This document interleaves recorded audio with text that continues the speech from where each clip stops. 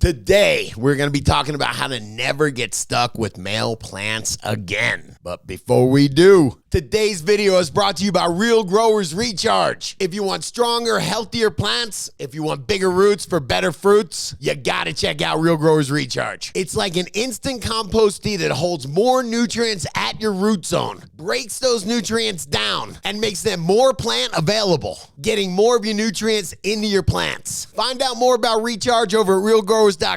And while you're there, use coupon code Scotty420 to get 20% off your first order. Now let's get back to the show. All right, Hi C, you ready to get into this?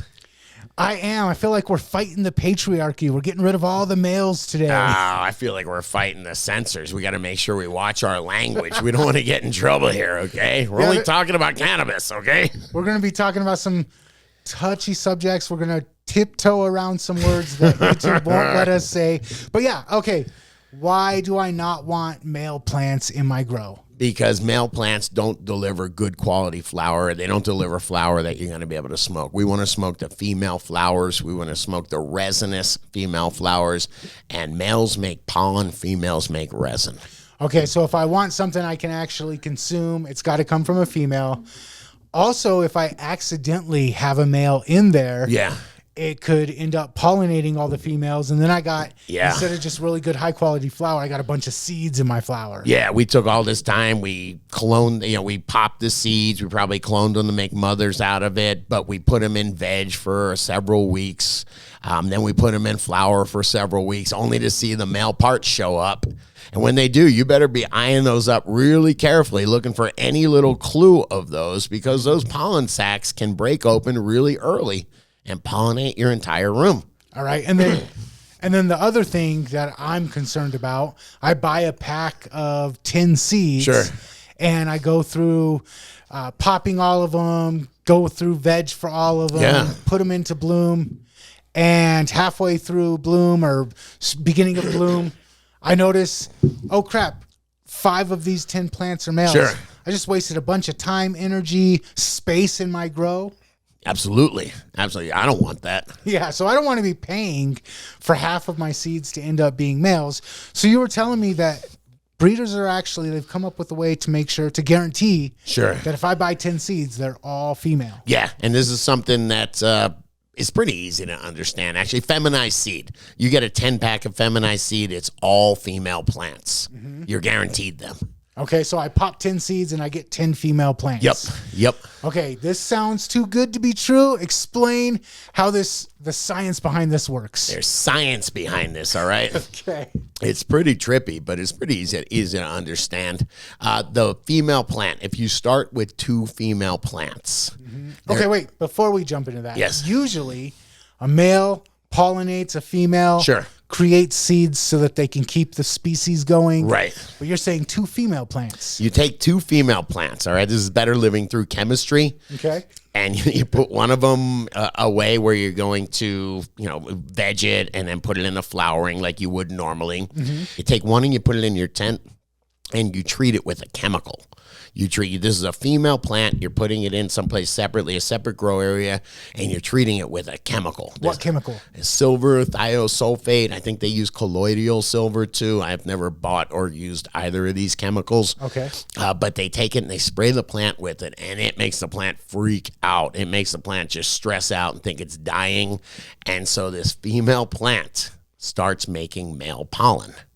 It's just some crazy stress response, Not male pollen, female pollen. Starts making pollen. Okay. I'm sorry. Yes, it starts making pollen. I'm sorry.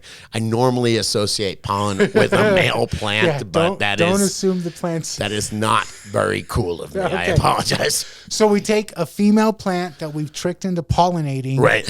And then we take that pollen back to the other female plant. Yes. In bloom. Yep.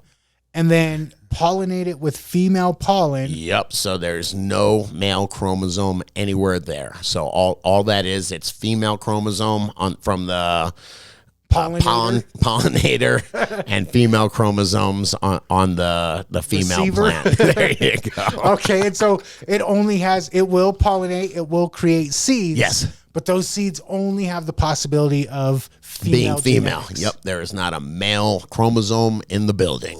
Okay, and so we were on the phone with Noah from Sure. Do You Right Genetics earlier. Yeah. And he was talking about a couple different ways to do this. He was saying selfing. It's almost exactly what I described before. We're taking two, or it is exactly what I described before. You're taking two of these plants, the same exact plant.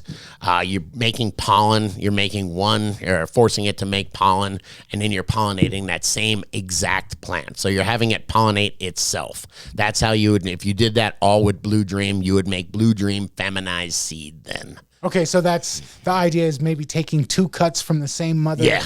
And so both plants, the pollinator and the receiver, Yep. are both the same genetics of Blue Dream, same strain from the same Yep. from the same mother plant. Yeah, so that would be an S1, selfing itself, the first generation of that. Now, you don't have to do that. You can take that pollen from your Blue Dream male, your Blue Dream female with male parts. Female pollinator. Female pollinator, yes. You can take that and pollinate whatever, any other females you want. You can take it and pollinate the whole room if you want and be like, hey, I chucked a bunch, that's where they call them pollen chuckers. I chucked a bunch of pollen in this room, and man, I got a couple crazy cool things out of it. So you can take the Blue Dream and have it be a female pollinator, and then you can pollinate another variety, another strain, another female from another strain. Yeah. And then you get that hybrid vigor, because now it's not just the same genetics on both ends. Yep. It's female genetics of the Blue Dream and female genetics of something else. So you got a little bit more diversity in, in the genetics there. Absolutely. Absolutely. Okay. So I have heard feminized seeds get a bad rap, saying that this process that we go through sometimes leads seeds to do it accidentally, unintentionally, where they flip from female to male in the middle of the process. And the problem is that if you, when a really good breeder is testing plants to work with, to breed with, they're stressing the heck out of them. They want to make sure that they don't develop these male pollen sacs accidentally, because if that happens in your grow, it'll ruin your whole grow. And stressing, how do you say stressing? You said stress testing. What does that mean? They'll turn the lights on in the middle of flower for an hour for a couple days. That'll really stress a room out. Cold stress is one. Temperature stress. Water and dryback stress. Yeah, all that stuff, man. But you want to simulate that this thing is either going to die or in really bad situations, just to see if you can coax some male pollen sacs out of it. If you can, you can't work with it. You might be able to clone that one. It might be I think it's Gorilla Glue. It's a pain in the butt to work with. Some of these are a real pain in the butt to work with, because they want to.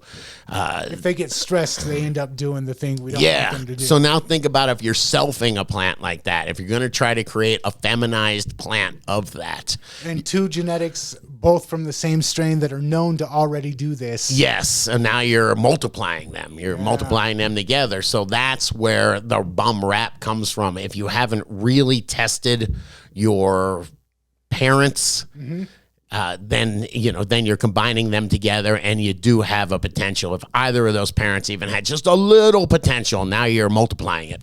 So I got 10 seeds. They all turn into females. I think everything's great. Right. But I'm using genetics that are prone to switch over like that. In the middle of my grow, one of them might just accidentally switch over, and then I run into the same problem. Absolutely. All right, so you mentioned Noah. Do You Right Genetics? He was helping us out with this. A couple other seed breeders that you'd like to mention that you know we can get good feminized seeds from? Rasta Jeff, Irie Genetics, Colin from Ethos. And what makes a good breeder is they work with their plants and do the proper testing, do the proper stress testing, give them out to a bunch of people to test them out. Yeah. Okay. Yeah, and that's the idea behind it. And then to take those super stable parents, those super stable genetics, and that's when you breed them, and that's when you know you're not going to have any problems. All right. But what about you? Do y'all grow with feminized seeds? And if so, let me know some good breeders out there that you're getting your fem seeds from. And if you like this video, please hit that like button, smash that subscribe button, and check out the other couple videos YouTube's recommending.